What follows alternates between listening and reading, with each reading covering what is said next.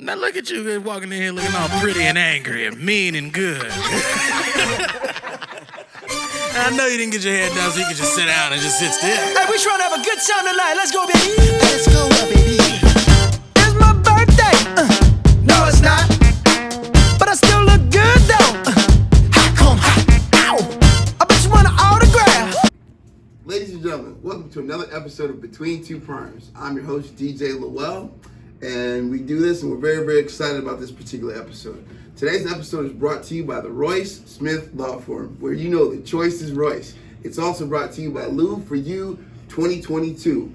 And it's also, I got to come up with saying too, if it's a topic of concerns, we'll address it between two perms. How about that? There we go. All right, so today, I guess we are 3 shades of black. Is that what it is? Is that what we're doing? I'm just trying to get to y'all shades. That's all I'm trying to do.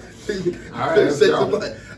Hashtag free Britney. Okay, cool. Let's get right to it. We got some important topics that we want to talk about today. All right. So first of all, I want to understand this. Okay, Dr. Fauci is, and these episodes we talk sports, politics, current events. We cover all kinds of topics. Dr. Fauci is getting hammered. This is the top epidemiologist in his field, and science is if you understand science Right. evolves, right? So if he first said that you should wear a mask, then he said you shouldn't wear a mask, back and forth, and all of a sudden his emails get released. Why is the media hammering Dr. Fauci? Royce, I'll let you go. The real question is, why wasn't the media asking more questions in the beginning? I'm not questioning his credentials. He is obviously a well-qualified physician. He knows a whole lot about a whole lot.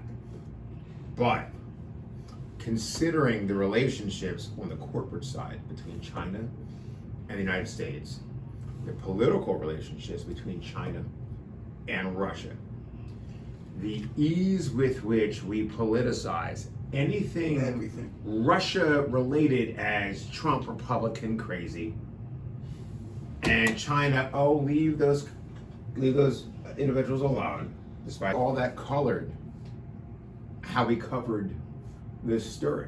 Colored? It colored how we covered this story. And when Jon Stewart goes on Colbert, his boy from Comedy Central back in the day, Sure. right? And says, wait a minute. The lab that had the virus is called the Wuhan COVID-19 lab with the virus, and the virus is called Wuhan COVID-19. I mean, that was comedic excellence by Jon Stewart, but what it raises is the same question that Jon Stewart raised when Osama bin Laden is found off the coast of, off the border of India. I'm gonna finish this thing. I know. But I think what I'm saying is like there is the media misinformation going on. The media did not ask enough questions. Great. They did not. I apologize. Sir. No worries. So, and your thought process on that? I think it's very simple.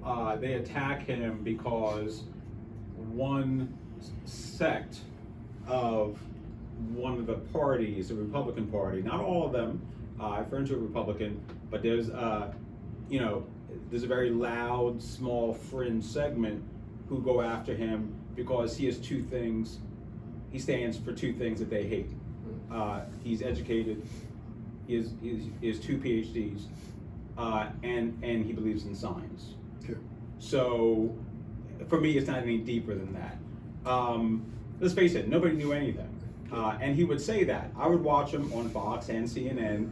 It was a new thing, so we didn't know. So he made the best educated statements of that time. Yes, he took heat because he's downplayed wearing a mask, or it's probably not that big of a deal. But then he changed it. Unlike other people who say something completely inaccurate and never fix it. If I say on this podcast 2 + 2 is 17, at one point I'm going to be like, oh wait a minute, you know what? 2 + 2 is 4. I think I trust him. I trust him. He worked for a lot of presidents on both sides of the aisle, and I think that let's face it, the one thing everyone should have said more of is this is brand new, we don't know. Sure. So they were they were educated guesses on some things at best. Gotcha. You know what's interesting? You know what people hate? Politicians, lawyers, and salespeople.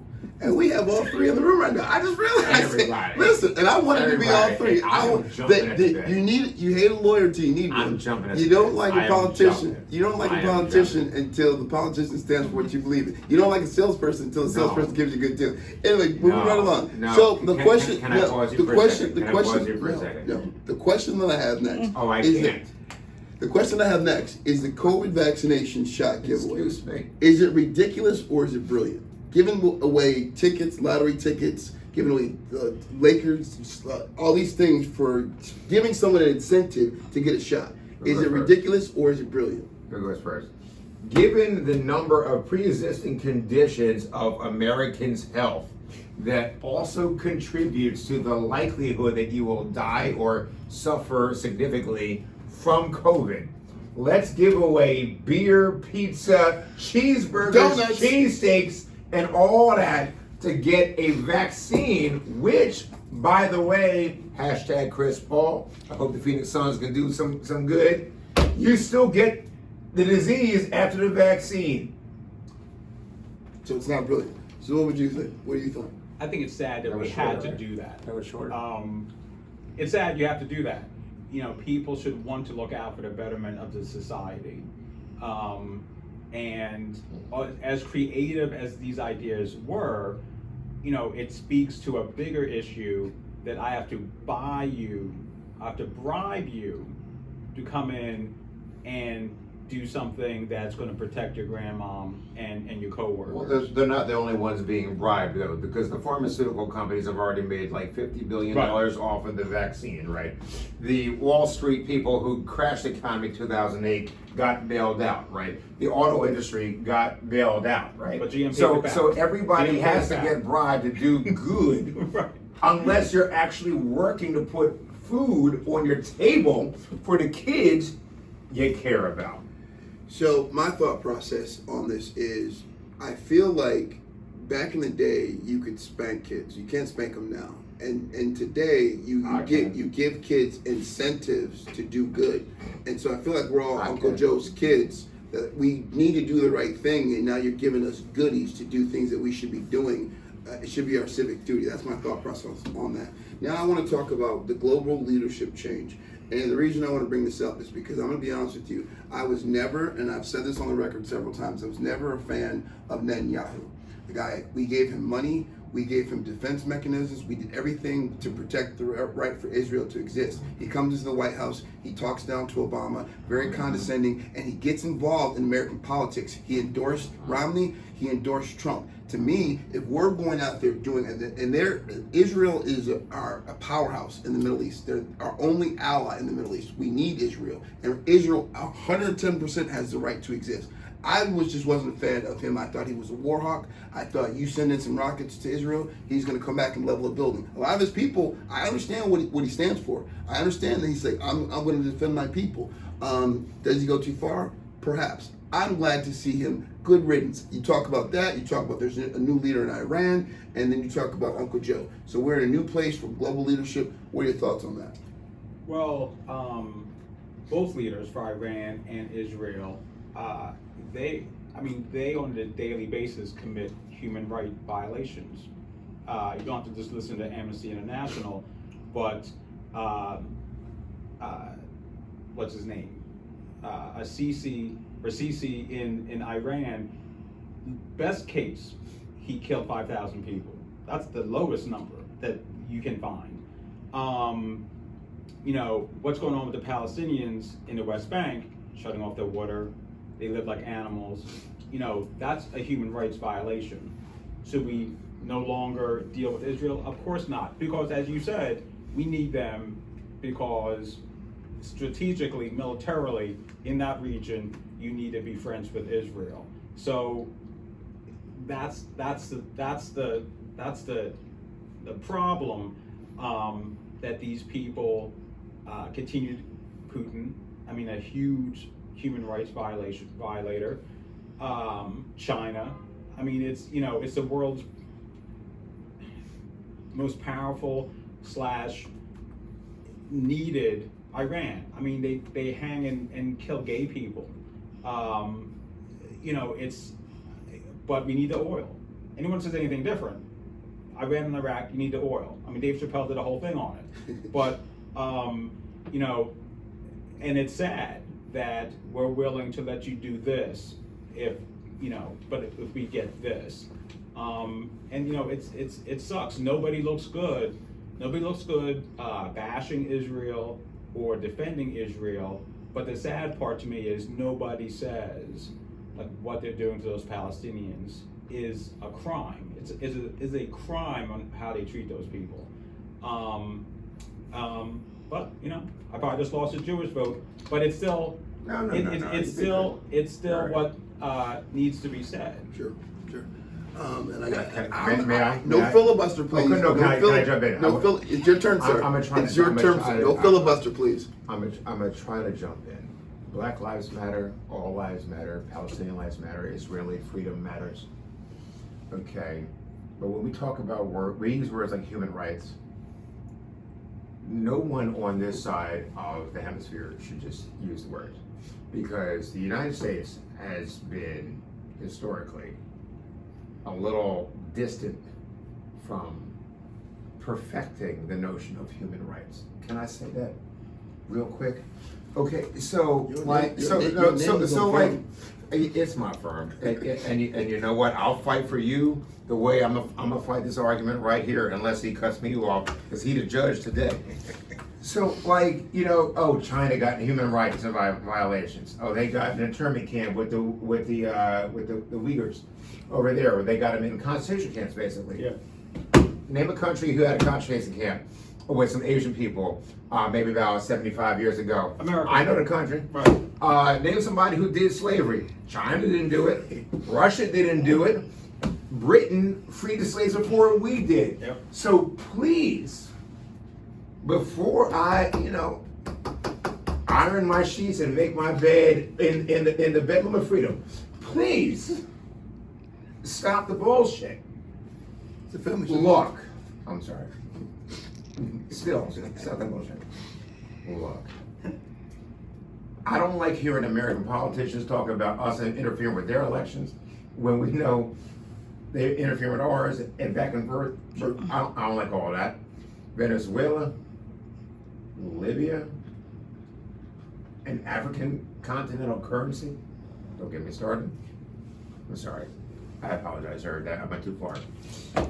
Look, all of these countries are organized around institutions that gather power, they gather military, they want influence, they want propaganda, and they want fear. And then they rule.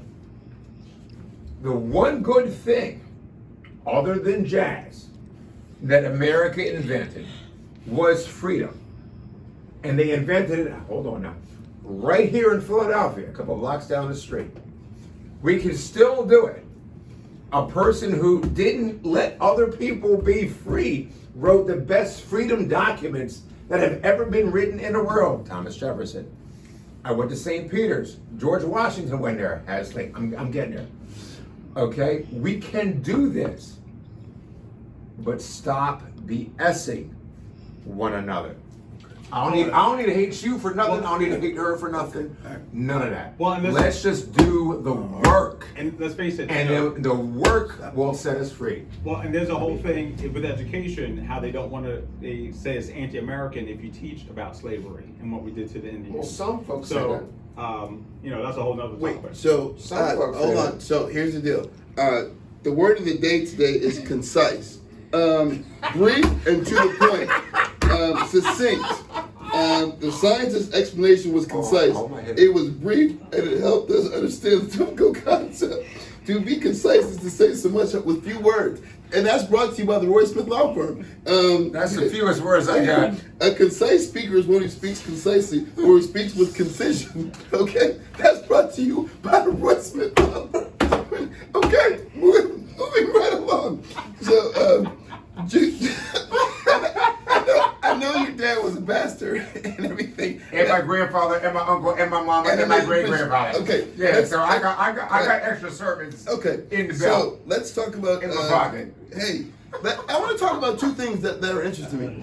I'm not gonna lie to you. I was brought back to my high school to give a speech during Black History Month. There was a situation that happened where I graduated, and the kid before talked about reverse racism. So all the black parents were upset, and my football coach brought me back to give a speech. Now this is something I want to bring us full circle. They played the Black National Anthem. I did not know the words to the Black National Anthem. I sat up there and I pretended like I was singing it. I was like, woo, woo, woo, lift every voice. And Nancy Pelosi got caught doing that recently. All I'm saying is Black history should be every day. Everyone doesn't know about the Black National Anthem. So I'm bringing that because Juneteenth is now a federal holiday. My black behind had to go to work, and I work for a company that celebrates diversity, but my non-black girlfriend got the day off. Reclaim my time. So, how do we feel about Juneteenth situation? How do we feel about You are can we go first, but progressing? you're going third. Are we You can go first, but you're going Are we third. progressing as a society in regarers to race? And by the way, I know I love you. I will donate to your campaign. No, I have to apologize in advance. I mean, I've worked retail 33 years now, and I think I've worked maybe 25 MLK days. You know, it's good. It's a federal holiday. I do believe. I know we're going to talk about Joe Manchin later on. You know, one thing I can get behind with him, and I've said it since I was maybe 12. When my parents had to rush around and rush home from their job, pick us up at school, and go vote. You know, I do believe that election day should be a federal holiday. Like, I want everything closed. If bars and restaurants want to open at 5 p.m., all right, so everybody has a chance to vote, your co-workers, I'm with that.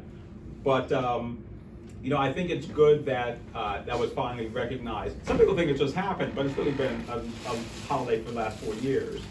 But, you know, I think, you know, the only reason I didn't work until I was on vacation. But I probably would have had it work.